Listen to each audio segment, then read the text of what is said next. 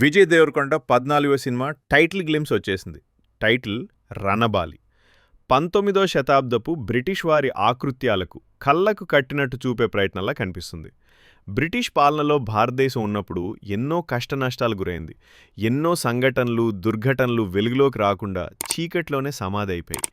కుహానా మేధావులు, బ్రిటిష్ వారి తొత్తులుగా ఉన్న చరిత్రకారులు సమాధి చేసిన నిజాలు ఎన్నో ఉన్నాయి.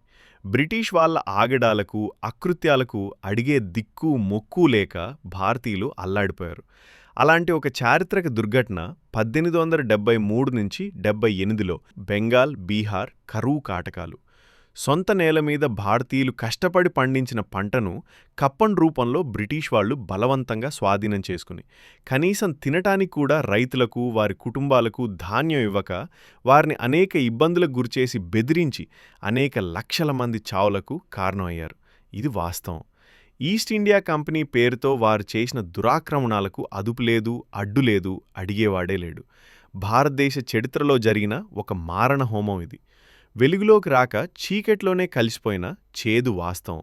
చీకటి అధ్యాయం. బీహార్, బెంగాల్లో 1873 నుంచి 78 వరకు వర్షాలు లేక కరువు కాటకాలు వచ్చినప్పుడు బ్రిటిష్ వారు ప్రజల మీద, రైతుల మీద దయ చూపకుండా తమ వ్యాపార ప్రయోజనాల కోసం తీసుకున్న నిర్ణయాల వల్ల దాదాపు 8 మిలియన్స్, అంటే దాదాపుగా 80 లక్షలకు పైగా ఒకేసారి చనిపోవడం జరిగింది. ఇది చరిత్రలోనే అత్యంత క్రూరమైన, హేయమైన చర్యగా భావించవచ్చు. ఆకలి కేకలతో భారతమాత ఆక్రోశించింది. బ్రిటిష్ పాలకుల క్రూరత్వానికి ఇది పరాకాష్ట. ఆకలితో అలమటిస్తూ ప్రజలు చావటానికే బ్రతికారు. ప్రజల దగ్గర బలవంతంగా పన్నులు వసూలు చేస్తూ కప్పం కట్టమని వారిని పీడించి, వారు పండించిన తమ పరం చేసుకొని కనీసం ధాన్యాన్ని తినటానికి కూడా ఇవ్వకుండా వ్యాపార ప్రయోజనాల కోసం ఈస్ట్ ఇండియా కంపెనీ చేసిన ఘోరకలి ఇది. అలాంటి బ్రిటిష్ వారి మీద తిరగబడే వీరుడి కథే ఈ రణబాలి. మొత్తానికి చరిత్రలోని ఒక చీకటి కోణాన్ని వెలికితీసే ప్రయత్నం చేస్తున్న రణబాలి టీంకి హృదయపూర్వక అభినందనలు. దీనికి దర్శకుడు రాహుల్. విజయ్ దేవరకొండ ఇంతకుముందు చేసిన టాక్సీవాలా సినిమాకి డైరెక్టర్. అది విజయ్ కెరీర్లో మంచి సినిమాగా చెప్పుకోవచ్చు. రాహుల్ మొదటి సినిమా టాక్సీవాలా అని అనుకుంటారా అందరూ. కానీ రాహుల్ మొదటి సినిమా ది ఎండ్ అనే ఒక చిన్న సినిమా. ఇది 2014లో వచ్చింది. దాదాపు సింగిల్ లొకేషన్లో జరిగే కథ.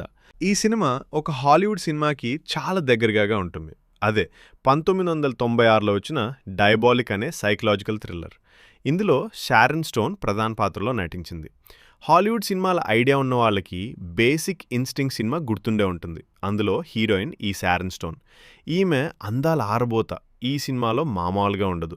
హైదరాబాద్లోని స్కైలైన్ థియేటర్లో 100 రోజులకి పైగా ఈ సినిమా ఆడింది. కుర్రవాళ్ల మనసుల్ని అంతగా దోచిన హీరోయిన్. డయాబాలిక్ సినిమా ఇన్స్పిరేషన్గా వచ్చిన సినిమాగా ది ఎండ్ సినిమా ఉంటుంది. దాని తర్వాత రాహుల్ చేసిన సినిమా టాక్సీవాలా. టాక్సీవాలా తర్వాత రాహుల్ నానితో 21లో శ్యామ్ సింగ్ రాయా అనే మూవీ చేశాడు. ఇది నాని కెరియర్లో ఒక మంచి సినిమాగా ఉంటుంది.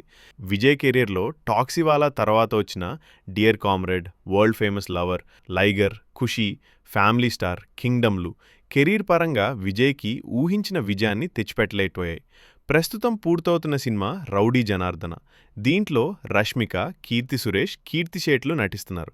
దీనికి దర్శకుడు రవికిరణ్ కోలా. 2019 వచ్చిన రాజావార్, రాణివార్ తర్వాత విశ్వక్సేన్తో 22లో వచ్చిన అశోక్ వనంలో అర్జున్ కళ్యాణం సినిమాలతో తనను ప్రూవ్ చేసుకున్న రవికిరణ్ కోలా రౌడీ జనార్దన్తో విజయ్కి విజయాన్నిస్తాడని ఆశిద్దాం. రణబాల్ సినిమాతో రాహుల్, విజయ్లు చరిత్రలో దాగిన ఒక చీకటి కోణాన్ని వెలుగులోకి తెచ్చి తెలుగు ప్రేక్షకులతో పాటు భారతీయ సినిమా ప్రేక్షకుల అందరి ఆశీస్సులు పొంది ఘన విజయం సాధిస్తారని ఆశిద్దాం.